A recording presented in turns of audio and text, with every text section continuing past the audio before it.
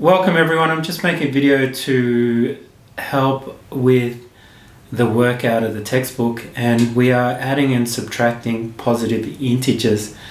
So we're doing a unit on negative numbers, and I always think a good place to start is in the physical world. And we might, for example, what have I got here? I've got 5 texters here. I subtract 3, I'm left with 2. We all understand that. Or if I started with 5, I subtract 5, I've got nothing, 0, nothing. But if in the physical world, if I've got 5 texters here and I subtract 7, I'm left with nothing in this hand. But how do I compensate? I've given the 5 away, for example, and I haven't got 7 to give away.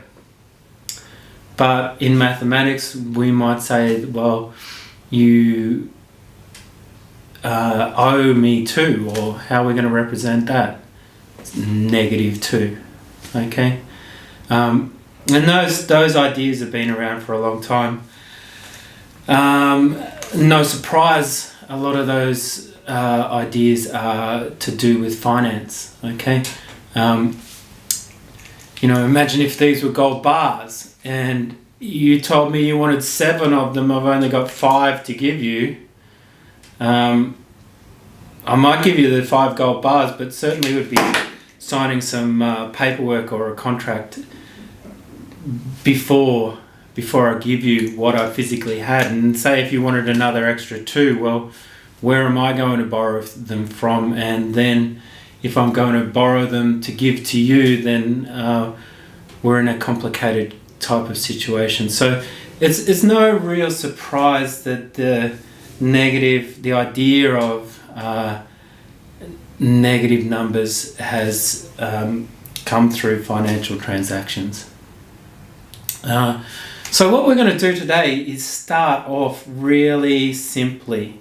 We're dealing with positive integers, so they're going to be adding and subtracting negative numbers. And there's a few little things I can show you, but the most important thing to save you getting confused is drawing a number line, a little sketch. It doesn't have to be millimeter perfect. It's just a sketch to give you some landmarks to work with. And one of those important landmarks will be 0. And the questions that I'll be asking you is as simple as, which side of 0 are you? Which side of 0 did you start? Which side of 0 did you finish? Because hopefully we're beginning to understand that 0 is a very important landmark, and we're either on the positive side of 0 or we're on the negative side of 0. And then we can start to ask questions about how far away from 0 are we when we started or when we finished. Either way, I'll show you a few things on the whiteboard and get you going. Okay, thank you. Just kept the same information here for this video. We need to know about the size and the sign of the number. We need to be thinking about that all the time. We need to be thinking about where we are on a number line. Are we on the positive side of 0 or on the negative side of 0?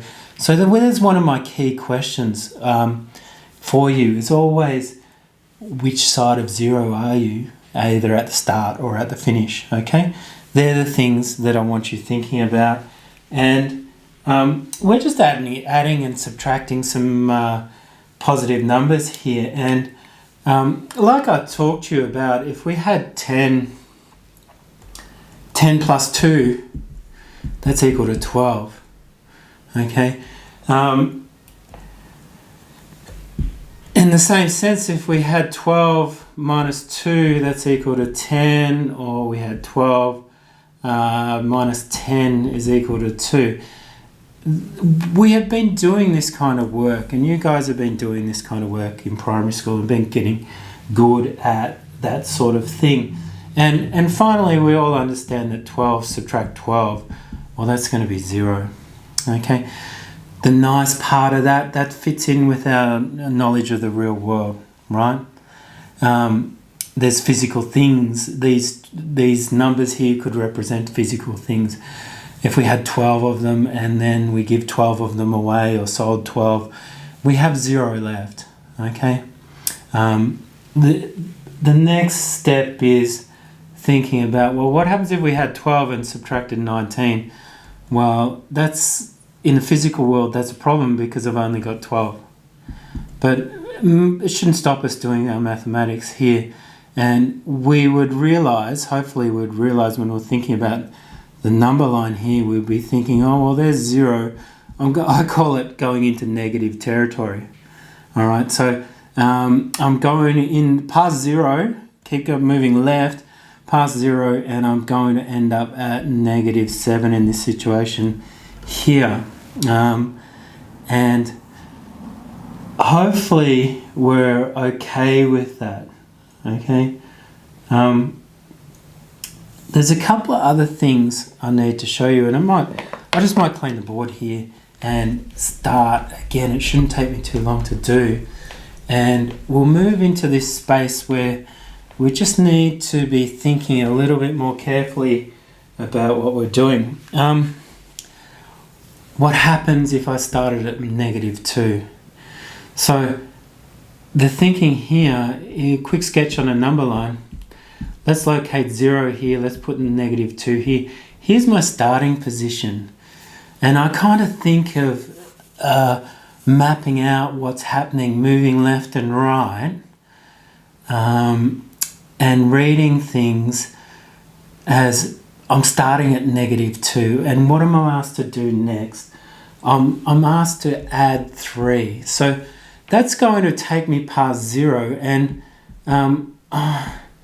we can fill in the things here, and we can hop like a kangaroo and do it that way. I see that in the textbook, and we go to +1. Now, I'm not a real big fan of doing the little hops because I can't keep track of all the little hops. So what I would do in this situation here is, here's -2, there's 0 somewhere there, there's 1, okay? So I'd probably put an arrow there saying that I've added 3. That's how I would visually represent what I've been doing here. I started here and then I finished here perhaps, okay, by adding 3 and moving in that direction to the positive side of 0. We can play that out again. We can start at -8 and add +1. And my sense of what's happening here is that we started over here at -8 and we've just moved one place. 0 is way over here. So my sense of what's happening here is that we've added 1 here and we're finishing at -7. So my answer is -7. So I'm still thinking I often say to myself, we're still in negative territory. Okay, so my answer needs a negative sign in front of it. And hopefully you can see that I make these things quite large, these negative signs. So let's start again at -8, and this time I'm going to draw a different number line because what am I going to do? Let's subtract.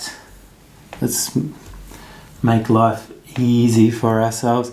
Let's subtract another 10. Okay, so my sense of putting 0 in here, I'm going to move it over here. I'm at -8, which is somewhere there. And I know I'm going to go more negative because my instructions here I start at -8 and subtract another 10, which is going to take me in this direction. And I'm just going to put -10 up there, and I'm going to finish here at -18. somewhere here. So my answer here is quite clearly, I've got to stop and think, yes, it's a negative number, and it's negative 18. Okay? The use of the number line helps me make sense of what's going on. Another way we could set this up, I'll just change the colour of my pen.